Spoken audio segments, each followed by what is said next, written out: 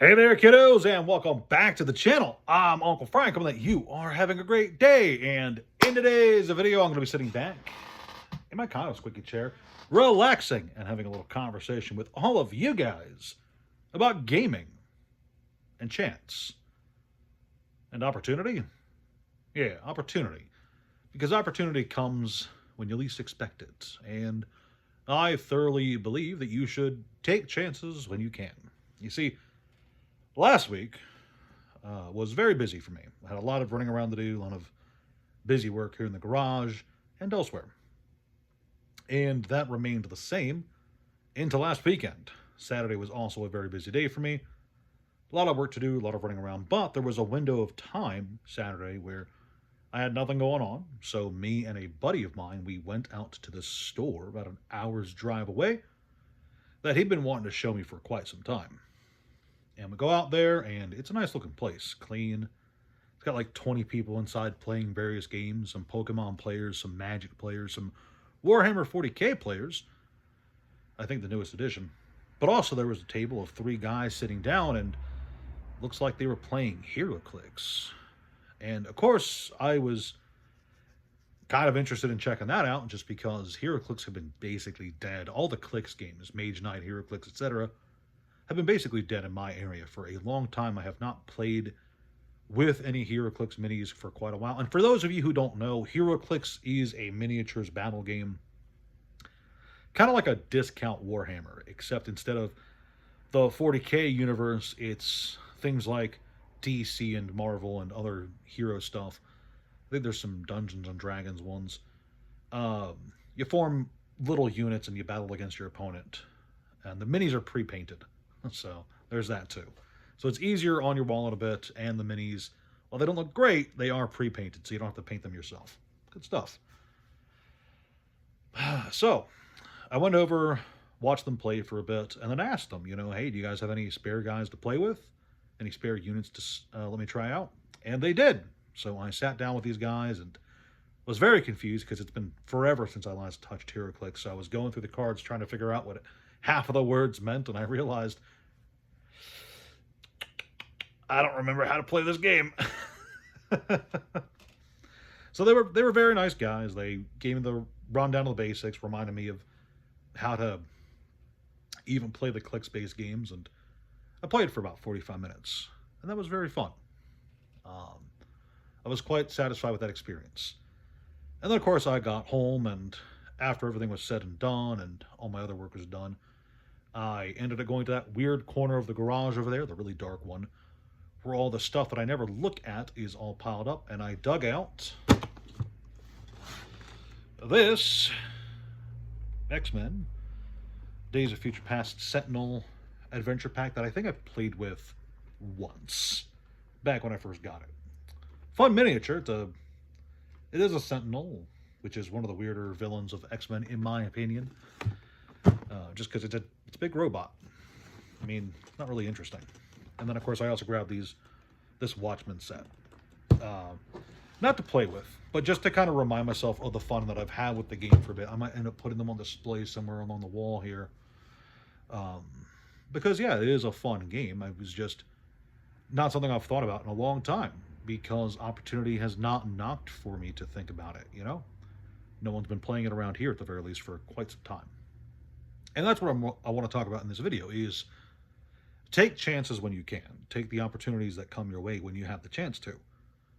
There are people who will latch on to one game, one single game, whether it's a card game, a RPG, a video game, whatever, and they will never try anything else.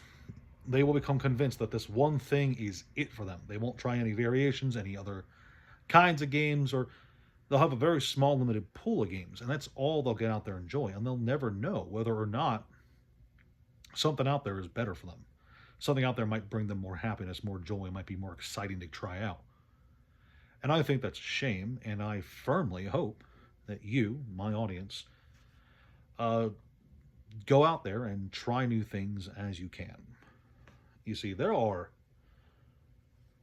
talked in the channel before about the absolutely massive deluge of old video games, okay?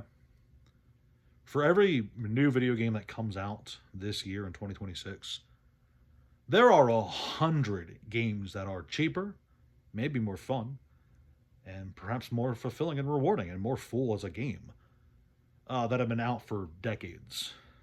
And I'm not saying that to say old good, new bad. I'm saying that for every game you try that you might like in 2026, there's going to be plenty of other games that you might like as much, if not more, that have been out for maybe longer than you've been alive. I know that there are plenty of video games that were released before I was playing video games, for instance, that are some of my favorites. You know, people don't like to talk about the Atari games, but there are some really fun Atari games, is all I'm saying. You know, and if you don't go out there and you don't give it a shot, and you don't actively look for some of the fun stuff, you might find yourself just doing the same stuff, playing the same games over and over again, never really knowing whether or not something out there might be more enjoyable.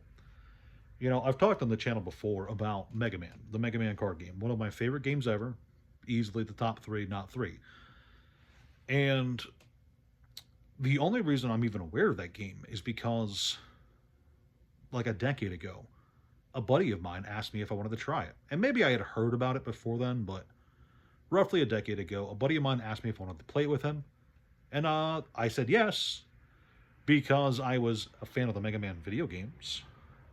I was roughly a fan of the NT Warrior games. And so I figured, why not? I have a half hour to spare. Let's give this game a try. And it ended up being really fun. Really fun, to this day, my most enjoyable overall card game experience. The same is true for Pathfinder. You know, the Pathfinder RPG I talk about on the channel. I review some of them here on the channel when I have time.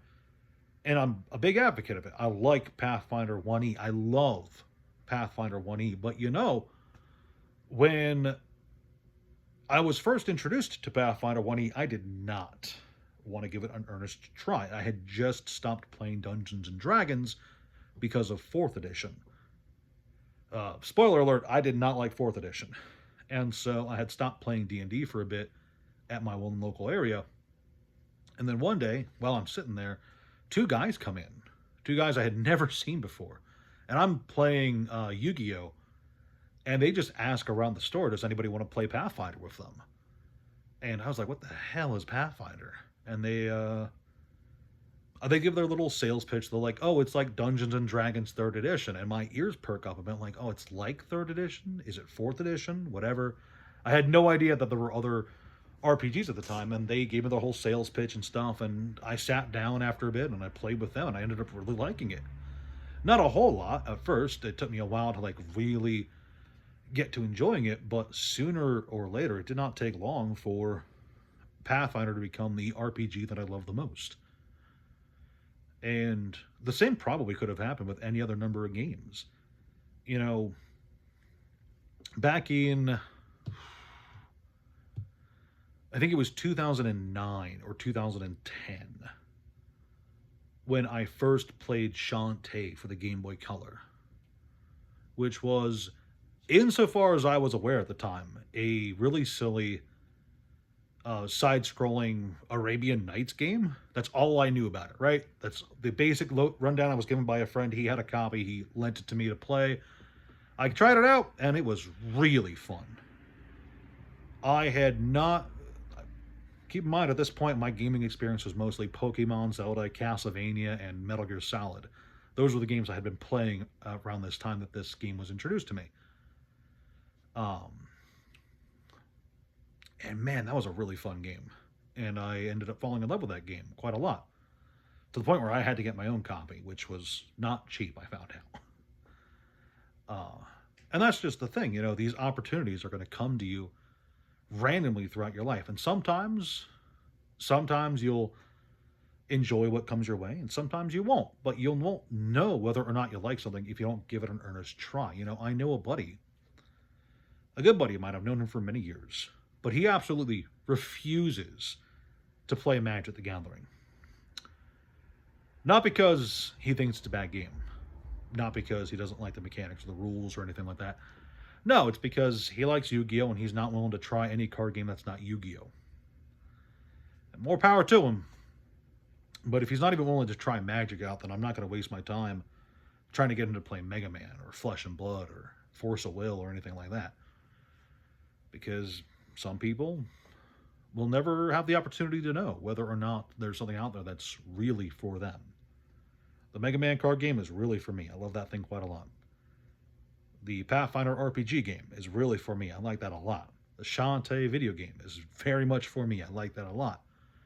And I would not have known about most of those, any of those, if someone else hadn't brought them to my attention. So, what Uncle Frank wants you guys to do, if you've watched this far in the video, what Uncle Frank wants you to do is at some point in the next few days, whether you're at your local card shop, your local video game store, or just online, social media, Reddit, Discord, wherever it is, I want you to ask around.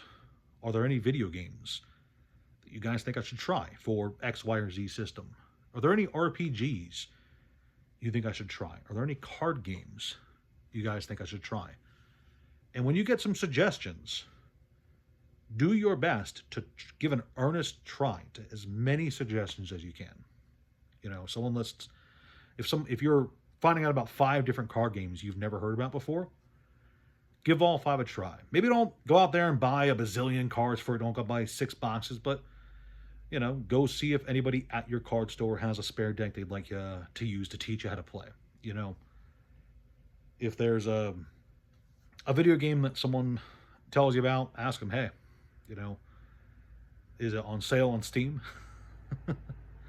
You know, can I buy if it's a Game Boy game, you know, how expensive is the game? Is it a cheap road game or is it $500? No, I think Shantae is way more than that. Shantae is probably closer to $800 now that I think about it. I'm not recommending that you guys go out of your way to buy Shantae, by the way. I do like that game quite a lot, but I think Limited Run Games did do a reprint of it not too long ago. I should probably grab that. But anyway, yeah, what I want you guys to do is to find out about at least one new game to try, one new thing to give a shot. Give it an earnest shot and let me know what you guys think about it, because I genuinely believe that you'll never know for sure what your favorite game is if you don't try it. And maybe Magic or Pokemon or Yu-Gi-Oh! Is your best game. Maybe that is all you'll ever enjoy. But at least you tried, right? So that's Uncle Frank's earnest appeal to you today. So go out there, let me know what you guys find. I'm curious to hear the results, if there are any.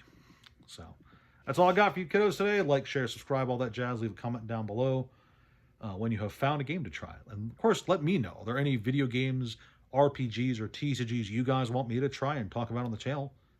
Because there's a lot out there that I think is really fun, and I still have not had a chance to try out or show off yet. Yeah, I think that's it. Ciao.